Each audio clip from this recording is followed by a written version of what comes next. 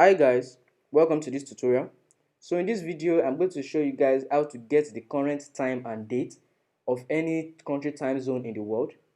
So for this tutorial we're going to be getting the current time and date of New York in America.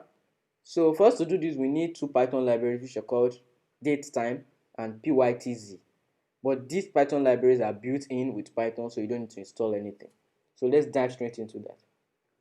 First, to do this, we say from date time import date time, and then let's import the next one, which is in pytz. Now let's specify the country time zone. Let's say country will equals to pytz dot time zone. First of all, let's change this to p, the time zone, and then the time zone is America, New York, new underscore York. Now let's get the country time, country underscore time will be equals to date time dot now country. We're giving it country variable. That means you should get the current date and time of the country, which is America.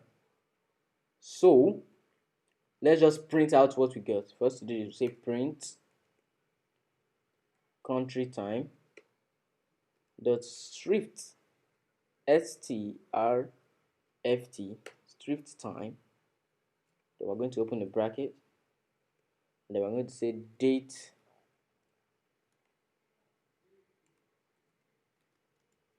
is.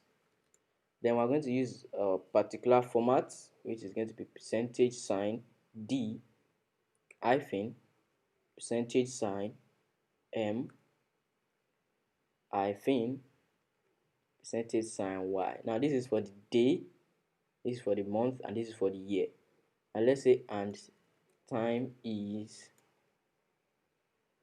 percentage sign caps letter H and column percentage sign caps letter M, then column, then percentage sign caps letter S. Now this is for the hour, minutes, and the seconds. Now this is all we need to get the current time and date of any country in the world. Now let's run this program, and now we see it says date is 11th of October 2020, and it says the current time is 8 a.m. 31 minutes and then 42 seconds. If we refresh this again, it will automatically update, as you can see. You can keep refreshing that. That's basically what we're going to do in this video. I hope you guys learned something. If you did, please don't forget to smash the like button, and please subscribe and press the bell notification button so you get notified when I drop new videos. Having that said, if you have any question, please drop it down in the comments. I'll be sure to answer our questions. Thank you for watching. Bye for now.